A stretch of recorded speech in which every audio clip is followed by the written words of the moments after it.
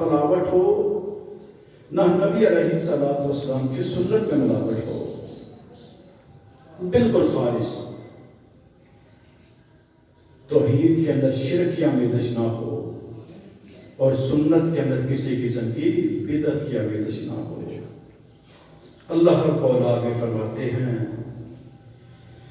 الحمدللہ رب العالمین، اللہ نے خود یہ الفاظ اپنے بندوں کو سکھا دیے کہ تم یہ کہو کہ سب تعریف اللہ کے لیے ہے جو تمام جہانوں کا رب ہے۔ کمال اللہ رب العالمین کی محبت اپنے بندوں سے کہ الفاظ بھی خود دے رہا ہے، انداز بھی خود بتا رہا ہے، تاکہ یہ بندے اچھے طریقے سے اپنے رب کو یاد کریں، اپنے رب کے احکامات کو سمجھ لیں، اور جہاں جہاں پر ان کو مشکلات محسوس ہوتی ہوں اپنے رب سے یہ بات کر سکیں، سوال کر سکیں، مانگ سکیں۔ اللہ رب العالمین نے جب یہ ساری چیزیں عطا کر دی، بندوں کے اوپر حجت قائم کر دی، اس کے باوجود اگر یہ انسان کسی اور طرف توجہ کریں تو پھر معاملہ درست نہیں ہے۔ اس کے اوپر کسی بھی طریقے سے کوئی اور معاملہ ہوگا تو وہ نقصان دہ ہوگا۔ اللہ رب العالمین نے اپنے بندوں کو یہ طریقہ دے دیا ہے، انداز سکھا دیا ہے کہ مانگنا ہے تو مجھ سے، اور جب مجھ سے مانگو گے تو میرے خزانوں میں کمی کوئی نہیں ہے، جو مانگو گے وہ عطا کر دوں گا، لیکن اس مانگنے کا طریقہ وہ ہو کہ تمہارا دین بالکل خالص ہو، اللہ پر ایمان اور اعتقاد وہ بھی پختہ ہو، اور نبی رحمت علیہ الصلوۃ والسلام کی جو اتباع اور پیروی کرنی ہے اس کے اندر بھی کسی قسم کی کوئی ملاوٹ نہ ہو۔ ہر عبادت، ہر ریاضت، ہر زہد و تقویٰ، ہر سخاوت، اس کی بنیاد ان دو چیزوں پہ ہے۔ اگر اللہ رب العالمین پر ایمان پختہ ہے اور نبی رحمت علیہ السلام کی سنت کے مطابق وہ عمل ہے تو یہ قابل قبول ہے۔ اگر یہ توحید و سنت سے خالی ہے، دیکھنے میں جتنا مرضی خوبصورت نظر آئے، پوری رات بیٹھ کے اللہ کا ذکر کیا جائے، یہ رات آنے والی ہے، ایک رات میں 100 رکعتیں پڑھی جائیں گی،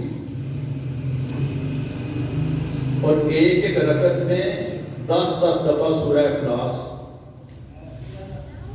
اور ایسی عبادات اور ایسا انداز، خوبصورت کپڑے، زبردست تیاری، اور پھر پورا رونق میلہ، اور کھانے کھلانے کے لیے بھی انواع و اقسام کے حلوے۔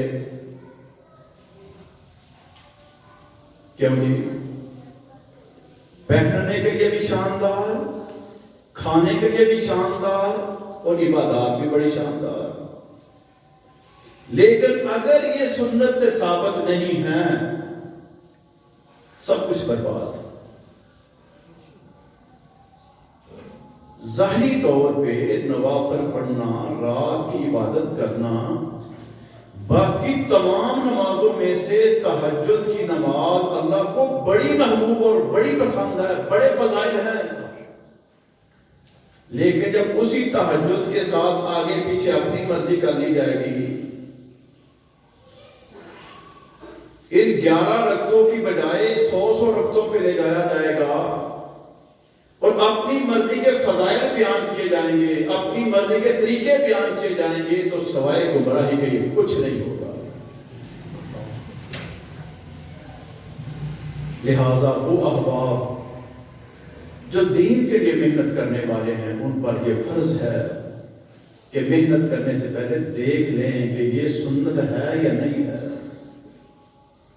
نبی رحمت علیہ الصلوۃ والسلام سے صرف اتنا ہی ملتا ہے کہ اس مہینے کے اندر اور پورے مہینے میں اول تا آخر کوئی ایک دن فائنل نہیں ہے، کوئی ایک رات کا تعین نہیں ہے. عام روٹین سے زیادہ روزے رکھا کرتے تھے، عام روٹین سے زیادہ عبادت کیا کرتے تھے. کبھی کبھار ایسا ہوتا، سیدہ عائشہ صدیقہ رضی اللہ تعالیٰ عنہ فرماتی ہیں کہ پیارے پیغمبر علیہ السلام روزے رکھنا شروع کرتے تو رکھتے ہی چلے جاتے. ہمیں ایسا لگتا کہ آپ روزہ چھوڑیں گے نہیں، مسلسل رکھتے چلے جائیں گے. اور جب چھوڑ دیتے تو کتنے کتنے دن چھوڑ دیتے، ہمیں لگتا اب نہیں رکھیں گے. عام روٹین میں کیا ہوتا تھا، باقی مہینوں میں سوموار اور جمعرات کا روزہ، اور چاند کے حوالے سے ایام بیس کے روزے. اگر مسلسل کبھی رکھے تو مسلسل روزانہ نہیں بلکہ ایک دن چھوڑ کے اگلے دن روزہ. اس مہینے کے اندر وہ نہ سوموار اور جمعرات کا انتظار کیا، نہ ایک دن چھوڑنے کا انتظار کیا، بلکہ مسلسل روزے بھی رکھے ہیں.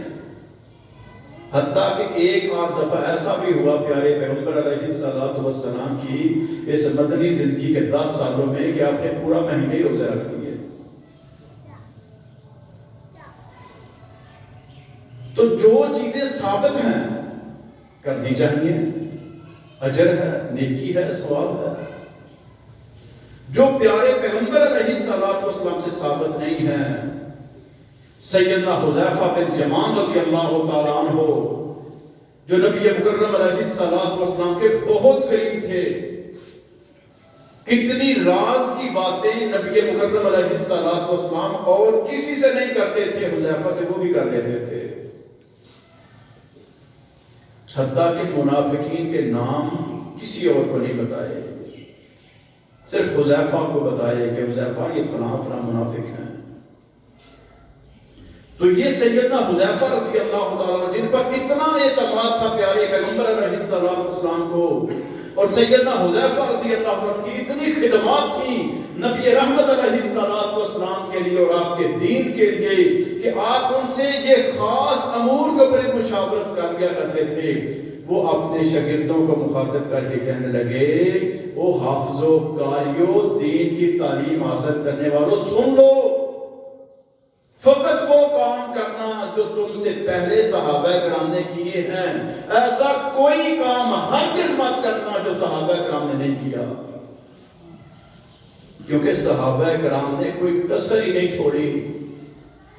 جتنی کوئی عبادت کر سکتا تھا وہ انہوں نے کر لی، جتنے کوئی روزے رکھ سکتا تھا انہوں نے رکھ لیے، جتنی کوئی راتوں کی عبادت کر سکتا تھا انہوں نے کر کے دکھا دی. اب ممکن نہیں ہے کہ کوئی بعد میں آنے والا تابعی صحابہ کرام کی موجودگی میں اتنی عبادت کر سکے جتنی صحابہ کرام نے کی ہے رضوان اللہ اجمعین. صحابہ کرام کون ہیں کہ انہوں نے پیارے پیغمبر علیہ السلام سے براہ راست تربیت لی ہے. اب ان کے بعد جو تبع تابعین ہیں، دیگر ائمہ کرام ہیں، مفکرین ہیں، محدثین ہیں، مفسرین ہیں، علماء کرام ہیں، اولیاء دین ہیں، یہ سارے کے سارے بہت بعد میں ہیں. سب سے بلند مقام اگر اس امت میں ہے نبی رحمت علیہ السلام کے صحابہ کرام کا ہے. جو بھی کام کرنا ہے وہ دیکھنا ہے کہ صحابہ کرام کا انداز کیا تھا. جب اس طریقے پر چلیں گے تو پھر گمراہی نہیں ہوگی. کتنے لوگ اس معاشرے میں وہ ہیں کہ جنہوں نے حدیث کو چھوڑ دیا اور اپنے بڑوں کی مان لی کہ میرا بڑا یہ کہتا ہے میں اس کے پیچھے چلوں گا، وہ ذلیل و خوار ہو گیا، گمراہ ہو گیا. اچھا بعض وہ بھی ہیں اس دور میں جو نام فقط حدیث کا لیتے ہیں اور قرآن و حدیث کے علاوہ کوئی بات نہیں کرتے، لیکن اپنی مرضی سے حدیث کا مطلب نکالتے ہیں، آیت کا مفہوم نکالتے ہیں، وہ بھی گمراہ ہیں. اسلام کیا ہے؟ اسلام فقط وہ ہے کہ اگر قرآن سمجھنا ہے تو اس طرح سے جس طرح سے صحابہ کرام رضوان اللہ اجمعین نے سمجھا.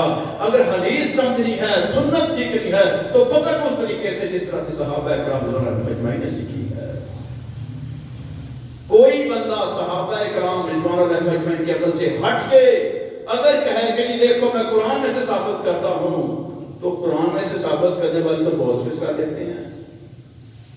وہ تو کہہ دیتے ہیں کہ قرآن میں لکھا ہے اللہ کا بیٹا ہے عیسیٰ، اللہ کا بیٹا ہے عزیر، ثابت کرتے ہیں، آیت موجود ہے.